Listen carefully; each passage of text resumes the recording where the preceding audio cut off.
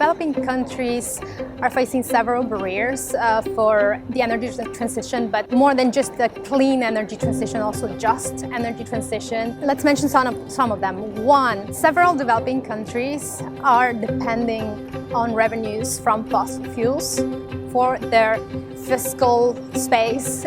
So this is one big challenge to transform energy matrices as well.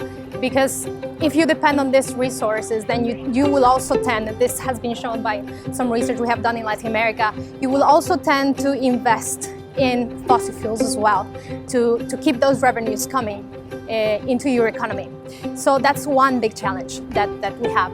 Also from the international perspective, you also have a big challenge on how financial flows are arriving to the region. So in Latin America, just to give you a specific example, the region is receiving very small portion of climate finance. It's going to mitigation mainly, but in the form of loans. So we get into the issue of debt. So when you get a lot of money in the form of loans and you are in the region that's most in debt in the world, then we have a problem, because that's only going to impose further burden on the country and give you even less fiscal space to do something.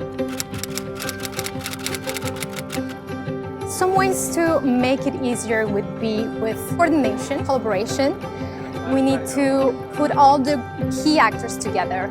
We were just in a side event about financing low-carbon resilient economies, and the discussion went around the role of ministries of finance a lot.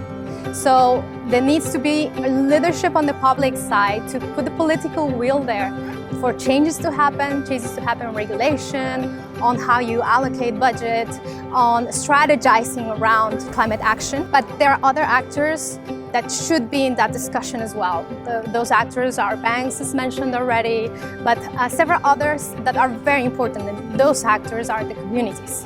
The local communities that are actually being impacted by fossil fuel industry and that need to have access to energy, and access to energy that it's also affordable and adequate to their living conditions.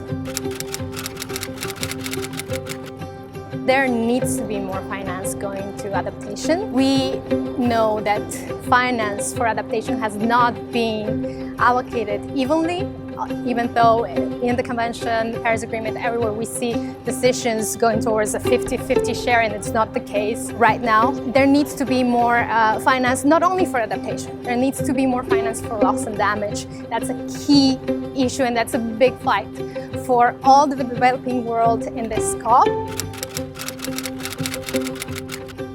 It definitely does. That has been disguised as development aid, and now it has been disguised as climate finance. And that keeps us in the same development paradigm. It keeps developing countries as developing countries and developed countries as developed countries. There's another element that's very important for some countries, and I think in general should be for the developing world, is that for climate swaps. It's another instrument that has been in discussion, but still we're staying in the same paradigm. If we go a bit further to more, let's say, innovative things, there have been proposals about carbon coins. So then we get into a very different discussion, because we're not talking about staying in a debt scheme. We're talking about bringing together finance ministries to actually issue a global currency out of emission reductions. Each ton of emission reductions generates 1 unit of this money, and that way you incentivize mitigation of climate change.